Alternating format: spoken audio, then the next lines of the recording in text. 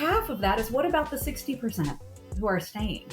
And what are we doing to be re-recruiting our current workforce and thinking about how we make their life better, how we help them grow, how we make sure we're paying them fairly, how we make sure that we're flexible enough for them, how do we make sure that they're growing their skill sets and in the desires of their heart, the careers that they want to achieve, the things that they want to do with their life. Hi everyone, and welcome to the first episode of season 2 of All About HR. My name is Nelly, I'm your host, and on this first episode I have the honor to talk to Lorraine Vargas Townsend. She is the Chief People Officer at ESO, and she was also the first guest of season 1, so it's an extra pleasure to have her back on the show.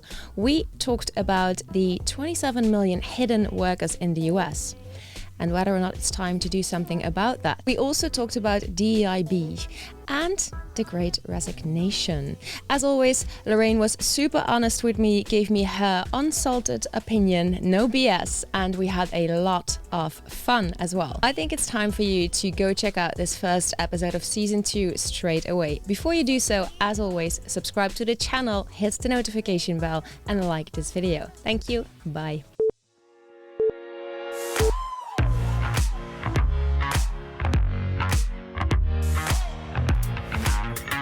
Welcome to another episode of All About HR. Hi everyone, and welcome to our very first episode of season 2 of All About HR. My name is Nelly, I'm your host, and I am super excited because for this first episode I'm going to speak with Lorraine Vargas Townsend.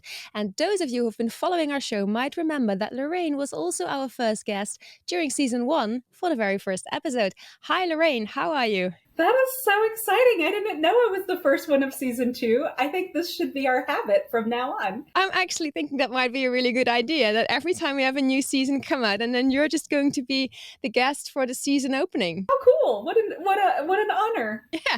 And I mean, last time when we were talking, Lorraine, you were still in Boston. Now you're in Austin. You know, who knows where you might be then for the first episode of season 3. I'll be in Austin. Okay. Fair enough. Lorraine, for those of you who don't know you yet, so you are the Chief People Officer at ESO, and maybe you can tell us a little bit more about the company, but of course also about yourself, what you're doing, what your purpose is. Sure. So ESO is a company where you can make a difference. Basically, we improve community health and safety by really helping to support first responders like EMS workers, firemen, emergency rooms, helping them with data that helps them improve outcomes for the people in their communities. So it is a company where we are literally impacting people's lives and saving lives. And that was my requirement for finding my next job. So I'm very excited to be here. I'm on like day 6 or something like that. Like I started the week of Thanksgiving in the US, so on November 22nd. So I'm still very, very new. Yeah.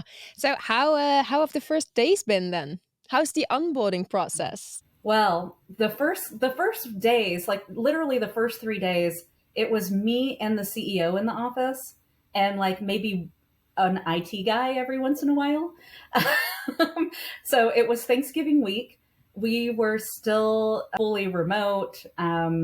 So it was really interesting because it's the first time I've been in an office in like 2 years. And so that was really nice. But also, I've never started a new job during a holiday week. So the office was closed on Thursday and Friday. The US office was closed on Thursday and Friday.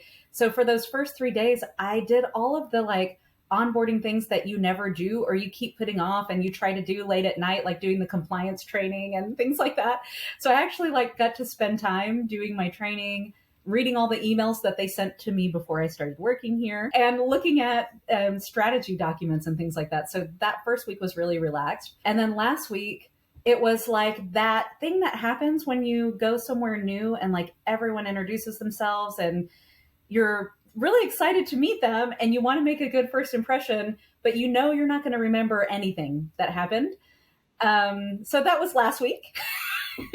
So this week I hope my retention will start to kick in. So we'll see. Exciting times, Lorraine. Exciting times. Is there any project in particular that you are super excited to get started on? Can you share anything about that, or maybe not? You know what's so different, Neely?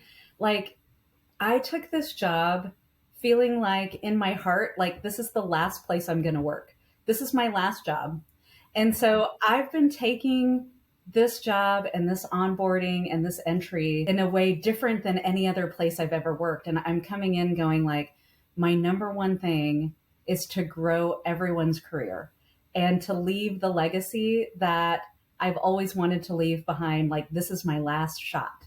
And I know it's not my last chance, but that's how I'm approaching it. You know what I mean? And especially with my team, I have a phenomenal team. And so I'm looking at each of the people who report to me and trying to figure out how I can grow them to be my successor or grow them into the career that they've always wanted. Instead of coming in with this big agenda, like, we're going to do these 25 things and I'm going to hit the ground running, it's really like I'm in learning mode and I'm trying to learn how I can best serve the employees of the company. And I know that's going to be helping to unleash their career potential, helping it be literally a great place to work, but not like the survey, like an actual great place to work, a place where you can't wait to come every day. And a place where you can't wait to be from. Like, if you come and join us, we're going to grow your skill set. We're going to give you the most marketable skills. You're going to have a blast. You're going to save lives. And then you'll move on to your next chapter of your life, and that's okay. So it's just like a totally different mindset than I've ever had. It's great. I imagine. And I must say, I love that mindset of telling yourself, or no, of approaching it like, okay, this is gonna be my last role, or like my last, let's say, mission. Because I can imagine if you have that mindset, completely changes the way you approach things, right? Yeah. It becomes about everyone else instead of about you or about, yeah. So I was reading this book. It's called The Second Mountain. The author, his last name is Brooks. I can't remember his first name. Maybe it's David Brooks or something like that. And it's all about like your first goals in your career or at the beginning of your life. It's like, get ahead, climb the ladder, make the money. It's just like this very singular focus that is you, that is like, I want to achieve, I want to do the thing. And really successful people, after they hit the top of that mountain, they go, so what? Like, what am I actually leaving behind? What am I actually doing that's good in the world? And I feel like I was reading that book at exactly the right moment. I turned 45. It's like midlife crisis, but in an inspirational way, and thinking about like how I can really leave the legacy that I want to leave. So it's cool. It's cooler, and I find it very inspiring as well. So wow. Okay, I need to get myself back now to today's conversation. As much as I would love to talk with you about this for another hour, as you may remember, Lorraine, what I always like to do is to kind of find a bit of a red thread throughout the conversation.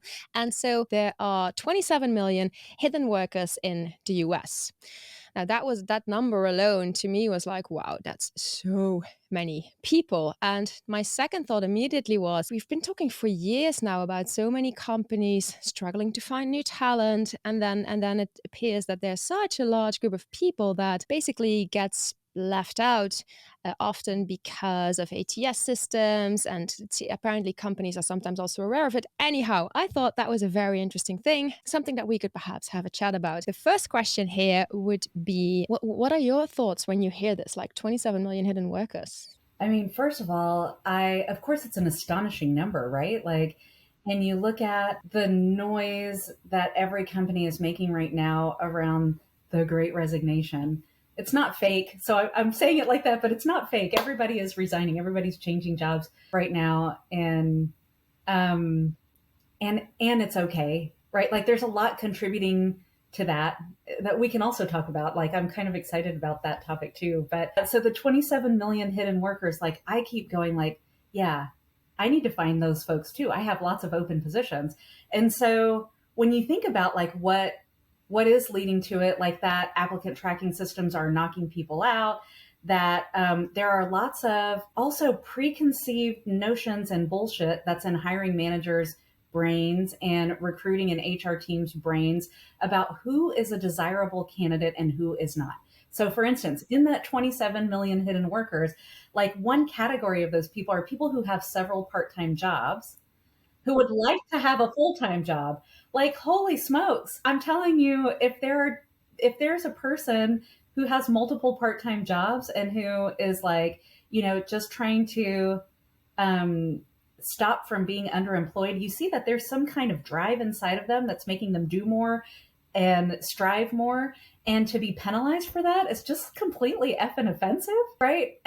So yeah, I think that is a very interesting undertapped market to go look into. And while I was reading that, I was thinking about that myself. Think about who are part-time workers. Like there are a lot of people who are first generation college students who are going to community colleges, who are also working part-time jobs, maybe one or two of them, and who are really trying to achieve like something better in their life. I've been thinking a lot about this pool of workers. And so we're getting ready. My head of talent acquisition and I are planning this event at a local community college. And we're going there to say, like, it's not even about finishing school. It's like, we see you. We see who you are. We see how you're striving. We see how hard you're working, and we need that. And so we're taking a really concerted approach to go tap into that market in particular. And I think that that would be a very interesting market, but it's also probably because I'm biased because I was one of those guys, right? I was one of those guys early in my career. But also like the unemployed people who want to return to work but can't find their way back in. I also think there's an untapped market that wasn't in the research probably, but that's people who've worked at companies for 10, 15, 20 years. There's a bias against those people too, by the way. And so you look at that and you go, oh, that person can only succeed at this one company. Well, that's bullshit, right? Like that's a really interesting market to tap into too. So I think if we can just be creative, and I think probably something that we talked about in our first interview was, and if we can create the right kind of environment to make everyone feel included and everyone feels like they belong there. I think it's an interesting recipe for success, and I'm definitely going to be making some experiments around it at my new place. It's just kind of, I can't really wrap my head around this because these are people that really want to. They sometimes already have a job or even multiple jobs, and yet we are not hiring them for some reason. And then on the other hand, you do have these companies also, as you said, complaining about how hard it is to find people. I really can't really figure this out. Yeah, well, it's mind-boggling. And if you have an applicant tracking system sorting people out that you don't even know about or recognize, or you have your filters set up, to really exclude people with these backgrounds, you're doing yourself a disservice. So I'm excited to try this as an experiment. Maybe we can talk about it on season 3 and I can tell you if we figured it out. I do think that it's not that the recruiting team doesn't want to find these folks. I don't think. So I think that there is kind of a reimagining where we're sourcing, reimagining what we're doing, what we're using to exclude people. The way people write job descriptions suck. The requirements that people put on jobs are oftentimes just not real requirements. It's like, I went to, this school, or I have this degree, and so I want everyone on my team to be the same. And or at least have what I have. And that's all just crazy. It's crazy. So I think it does get back to that kind of disciplined work of the people and culture team, really to take a critical eye to the requirements that people managers are putting in front of us, and to throw up a flag when it's just crap. Something else here I'm wondering about, so when we're talking about this, Lorraine, is then, isn't it time to expand the definition of inclusion, because so far when we've been talking about diversity, equity, inclusion, and belonging, it often is about things like race, like gender, like sexual orientation. But isn't it, maybe could we not make a case for expanding this definition to also include all these kinds of hidden workers? What are your thoughts on that? I think we have to be careful to not water down the work that needs to happen, specifically when it comes to race in the United States. And so I like the sentiment of it, but I think there is so much broken in the way that our systems are racist. Our systems are excluding people from, kind of a historical perspective that has been built into our system that it needs to be broken. And so I'm careful with that. But I've worked at places where you start to talk about diversity and inclusion, and then the white guys in charge go, well, there's diversity of thought. And they're finding every reason not to stay focused on helping people of color, of helping people who have systemically been oppressed, of continuing to exclude women. And so I feel like, yes, we also need to be thinking about that. And by the way, if you look at these underemployed and hidden workers, I suspect that many of them are people of color, that many of them come from different socioeconomic backgrounds, that many of them are women, like you said, in the caregiving situation, probably especially. So yes, I do think we need to include it, but no, I don't want to let people off the hook. Yeah.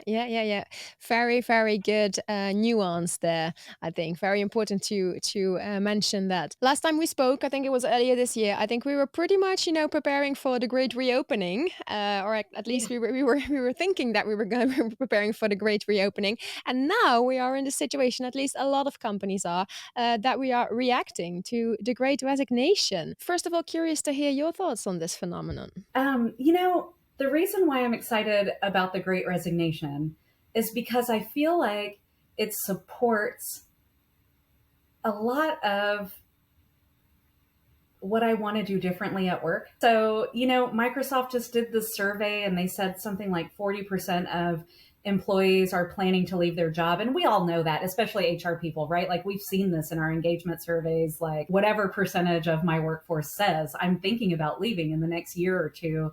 It's just, I guess Microsoft felt like they needed to go kind of quantify it globally to say, no, this really is a thing. Like, thank you. And then it became a thing. Right. Exactly. The other half of that is, what about the 60% who are staying? And what are we doing to be re-recruiting our current workforce and thinking about how we make their life better, how we help them grow, how we make sure we're paying them fairly, how we make sure that we're flexible enough for them, how do we make sure that they're growing their skill sets and in the desires of their heart, the careers that they want to achieve, the things that they want to do with their life. And finally, there's some pressure for us to get that right, because it's not just about recruiting. It is not just about recruiting. And I'll tell you, every company I've joined that's, around 500 people or smaller, like you walk in the door, you go to the interviews and they're like, tell me about your plans for talent acquisition. And I'm just like, I don't know. There's lots of people looking for a new job, but tell me about your plans for retaining the people who are already here, because if we just put half the effort into that, our return will be so much greater. Like that's 60% of the people who aren't even thinking about leaving you right now in an anonymous survey conducted by, a technology giant. So there's no fear-based, like, oh, I better say I'm going to stay. Like that's real data. Think about it from like referral bonuses, right? We give referral bonuses to everyone in the company to be like, please help me find some new talent. Well, what if we gave retention bonuses to managers who had 100% employee retention on their team? Or what if we got employees together to say, look, we're running a contest to figure out how we can be the most retentive employer in the industry. Give us your ideas, and the best ideas will get a bonus or get a prize or, get a special, vacation for their family when the COVID restrictions lift, right? Like, and it's the same thing. I mean, it's not different than thinking about sales, right? Like you think about software sales and you look at the way you compensate salespeople, like we give them so much money and like incentives and bonuses to go out and gain new logos, to go get new companies on board. But if you look at your attrition rates of your, your software subscribers, like you go, holy shit, should we be doing the same thing to customer care? Should we be doing the same thing to those organizations that are tasked with the care and feeding of our current clients? I mean, come on, it's so parallel, right? Yeah, Um, you know what I was thinking of, Lorraine? This is what companies always do, you know, when new customers always get these fantastic offers, right? Or they get all these kinds of nice welcome gifts because they are just becoming a customer. But so often I wonder but what are you actually doing for those people who have been your customer for like yeah, 3, 5, 10, 15, maybe even 20 years? We are putting a lot of time and attention on the hiring of new people. And yes, if somebody within the company refers a fantastic candidate that becomes a hire, then they get a referral bonus and et cetera, et cetera. But what are we actually doing for the people that the 60%, as you say, that wants to stay and that yeah. maybe has been with the company for several years? Yeah, and you know how I was telling you about in my like this new chapter of my life and entering into my job this way, I'm like those are my people. If I can go out and very purposefully build talent and culture programs around that 60%, then that 60% is going to grow. It's going to multiply because when you see that your employer is appreciating you, that they're growing you, that they're paying attention to you, it makes it a lot harder to look somewhere else, especially if you've had more than one job. If it's your first job, okay, you're going to go because you need to go sow your oats and you need to go like find, what it's like. But the people who have worked at other places, they know when they found a good place. And so, yeah, I like these are my people right now. That's the people I'm going to focus on. Nice. That's very beautiful to hear. Now, about this great resignation and the opportunity for companies it also presents, because I think it presents them a very nice opportunity that's twofold. So on the one hand, to hopefully find amazing people, but on the other hand, also to really make a conscious effort to keep the people that are still with them happy or maybe even happier.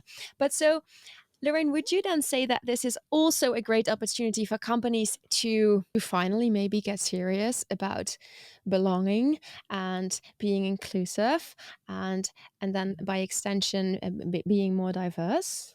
Yes, I hope so. Like, I feel like if you're not thinking about that and if you're not working towards that right now, specifically in the US, but I do think it's global.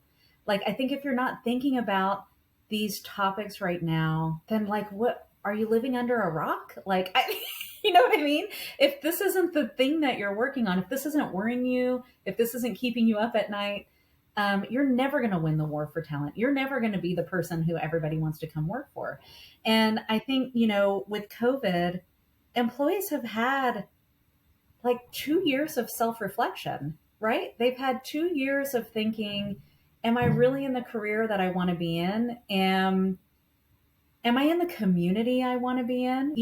Like I was listening to some podcasts and they were saying like, oh God, I wish I could remember which one it was right now. I like to give people credit, but they were saying like, for these past 2 years, like before these 2 years of COVID, people were giving up the places that they wanted to live. They were giving up time with their kids and their family. And it was normal, right? They were giving up their health. They were giving up time to rest and relax and go on vacation because that's what work demanded and work was winning, right? Like people were just going full stop. And then COVID, and we all go home, and everybody's like sitting at home with their kids for the first time in however long, right? They're getting to go to every soccer game or every football game, right? They're taking vacation in their own home and they're really starting to work on the home that they're in. They're deciding very deliberately who is in their bubble or who is in their community. So they're creating community in a way that is not work centered. And so like everything's shifted towards this like as an employee, my job is my life, right? My job is and it's the much more European style of thinking about life anyway. Like I lived in France for 5 years and this was how French people thought about things, right? And I loved that. But it is like I live for my life and I work to support my life. And so I feel like the pendulum swinging that way drives the need for employers to be thinking about belonging and inclusion. Because if you aren't focused on community at work, then I dare you to try to make employees come back to the office. Right? Like, go for it. And I'll hire your employees. It'll be great. Nice. No, but that, I think that is a very good point that you're making there. And I loved how you basically what you were saying there, and how it went from what happened during the pandemic and how people started to be in their own bubble, in their own community, actually. So very much in line with what mattered to them. I was thinking, yes. And so in a way, there's this whole, because we're seeing such a big increased focus now on belonging and the importance of that, having that sense of belonging. We already spoke about it, in episode 1. But it kind of feels like this is something that came from within people. There was this kind of one movement that said work-life balance isn't a thing. It's work-life integration. It was like companies saying, like, your work and your life, they go together, and like it's really hard to separate the two. But they were saying that work-life integration from the employer perspective, right? It was like, yes, you bring your whole self to work because I want you to stay here forever. And I'm also going to give you lots of free snacks and beer at 5:00. And like, yeah, this is your life. Like, just stay here. This is your life. And like now employees are empowered. Employees have put themselves, and it is that employees have, it's not even like a collective. It's not like unions have brought them together for them to rise up. It's not that. It's exactly what you said, Neely. It's internally, I have decided for myself as a human being what I want out of my life. And man, that gives me chills. Like, that makes me happy. And that's what life is, right? Like, that's what life is about. And I think employers have to embrace that and go, how do we tap into it? And how do we help our employees even lean into that? Because they'll be better at work if they come to us that way. They'll stay longer if we support them that way.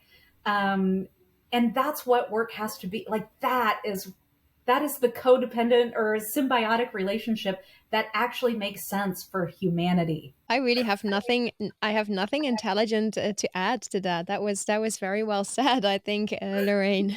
Thanks so much for that. So, I mentioned earlier that we just recently published our trends for 2022, our HR trends for 2022, and so one of the things that we had in there was also impactful rewards.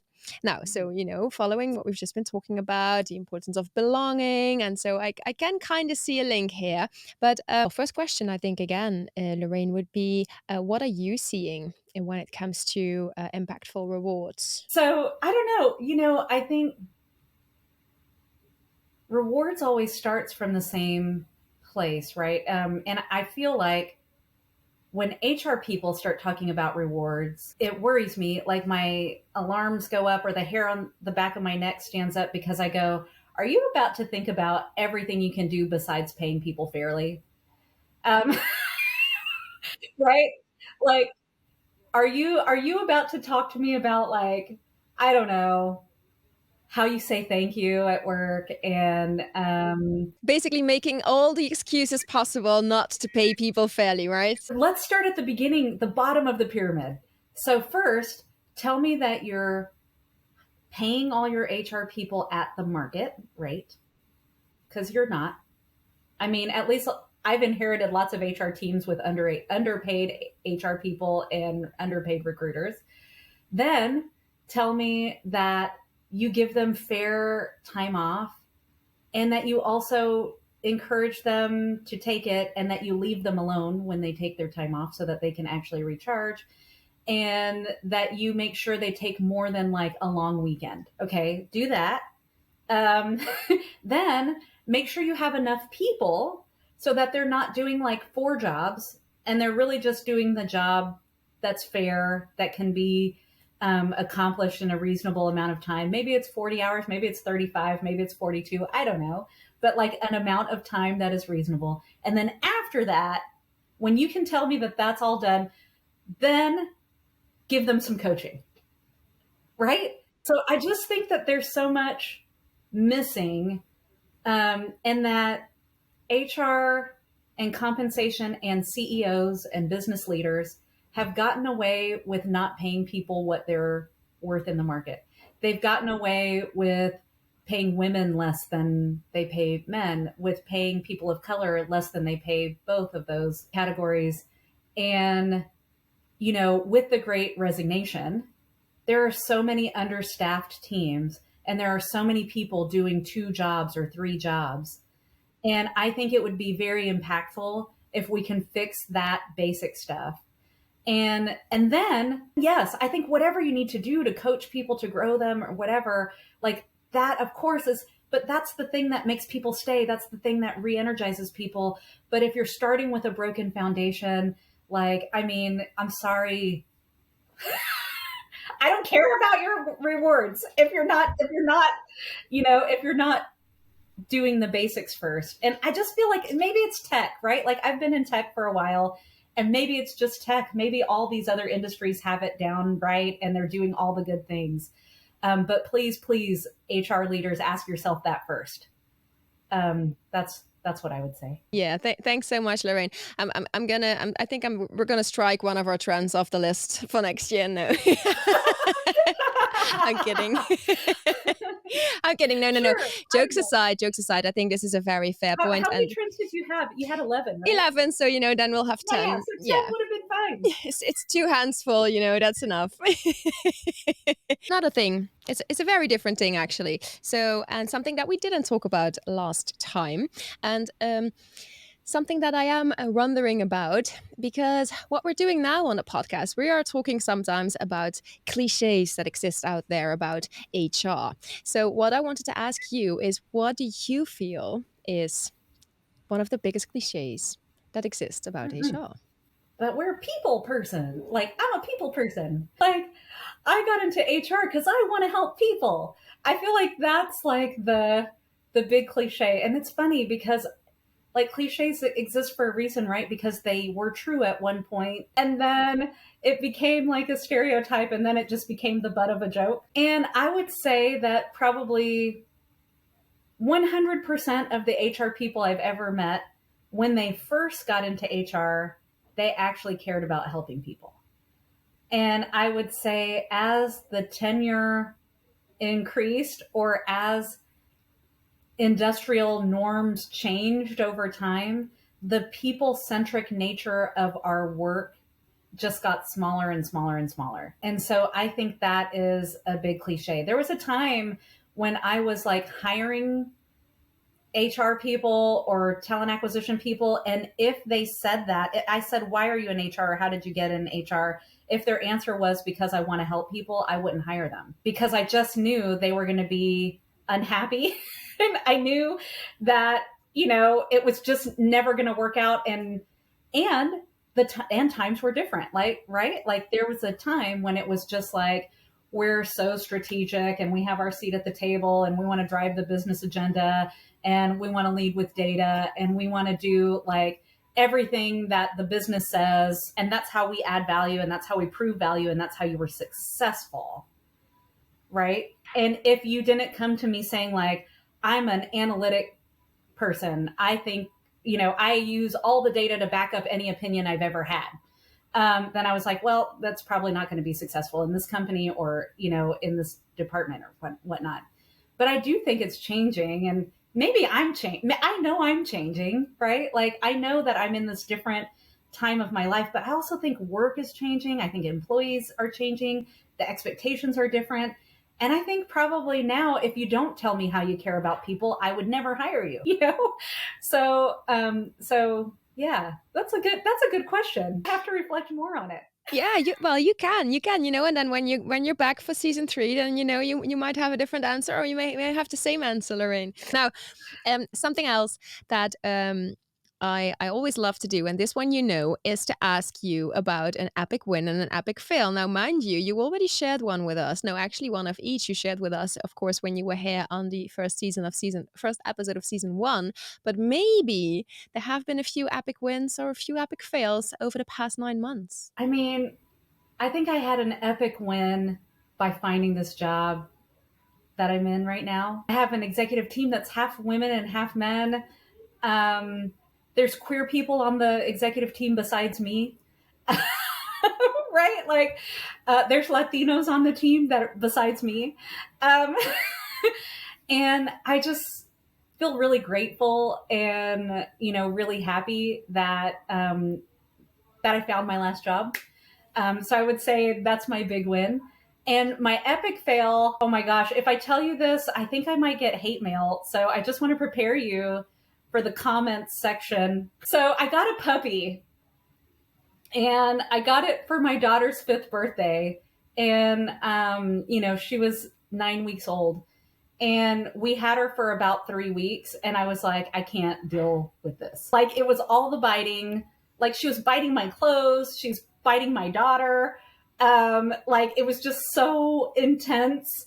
And then, like, having bathroom accidents everywhere. And we were doing like training, but we weren't vigilant enough. And I feel like we just didn't have enough time to give it the right attention. So I sent her to a doggy boot camp, and she's away from us now getting trained by someone else. And I feel like such a failure that I can't train my own dog. And she's going to be gone for like until right before Christmas. Like, she's going to be gone for 3 weeks. And everyone's like, how's your new puppy? Or where's your new puppy? And I'm just like, she's not here. Well, I have to say that must be the most original epic fail that I've heard so far, and I think it will remain the most epic fail for quite a while. So thank you so much for sharing that, Lorraine. Also, yeah, thank you so much for being here again. I really, really enjoyed it as always, and I think I'm just going to wish you all the luck in the world and lots of fun and awesome colleagues yeah in your adventure at ESO. Thank you so much. I'm always happy to come hang out, spend my time with you. So anytime, I'm happy to be back. And thank you for tuning in to this episode of All About HR. I hope you enjoyed it just as much as I did. If you did, subscribe to the channel, hit the notification bell, and don't forget to like this video. Thank you so much, and see you soon for a new episode. Bye.